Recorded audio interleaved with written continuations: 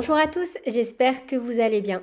On se retrouve aujourd'hui pour réaliser une petite écharpe en côte au crochet. C'est un modèle super facile et rapide et il s'agit d'un intemporel. Je trouve que ce point est vraiment magnifique, on peut réaliser des bonnets, des headbands, tout ce que l'on souhaite et au niveau de l'écharpe, elle est unisexe.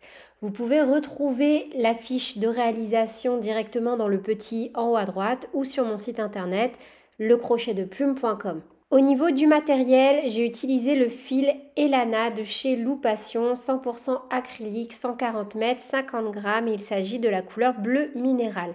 Pour une taille enfant, je vous recommande 3 pelotes, adulte 4 pelotes et plus large, prévoir entre 5 à 8 pelotes en fonction de la largeur. Un crochet numéro 4, un label, des marqueurs à laine, une aiguille et une petite paire de ciseaux. Je vous invite également à me rejoindre sur mes différents réseaux sociaux, Instagram, Facebook, TikTok ou encore sur mon site internet.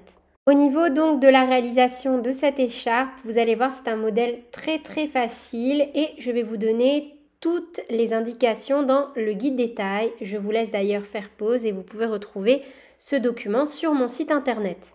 Dans ce guide, vous pouvez retrouver donc les mesures en centimètres pour ce type de modèle avec un maillage assez étroit et bien chaud. Et je vous laisse également noter, donc là ce sont les mesures en maille en l'air au niveau des tailles et du nombre de rangs à réaliser.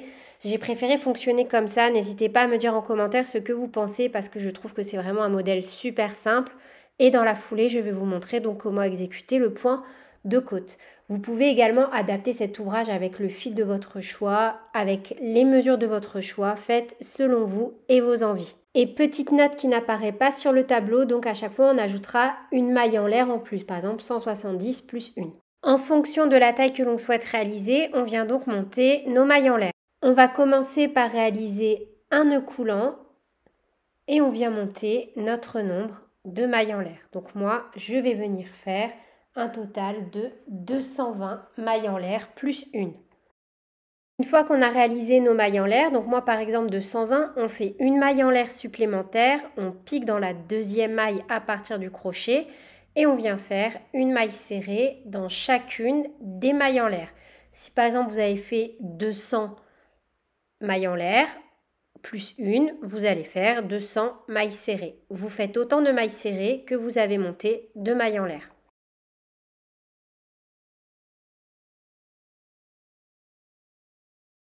Une fois que vous avez terminé votre rang, on fait une maille en l'air, on tourne l'ouvrage et maintenant jusqu'à la fin, on ne va travailler que dans les brins arrière à chaque fois. On ne piquera pas dans les deux brins, mais on piquera toujours seulement dans le brin arrière. On vient travailler une maille serrée dans chaque maille du rang précédent en piquant toujours que dans le brin arrière. Pas dans les deux brins comme ceci, seulement dans le brin arrière.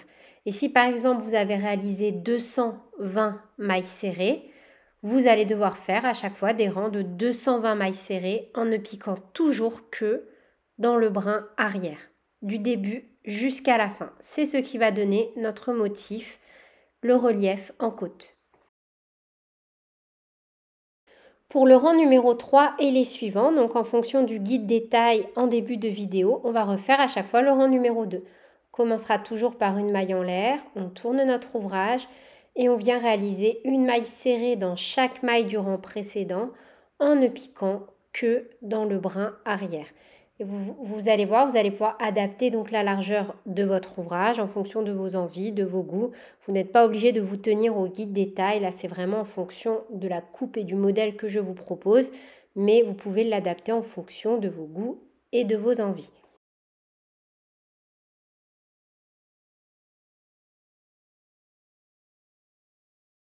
Et voilà, c'est tout pour cette vidéo. J'espère qu'elle vous aura plu. N'hésitez pas encore une fois à me dire en commentaire ce que vous en avez pensé et quels sont les prochains tutoriels que vous souhaitez que je fasse sur ma chaîne.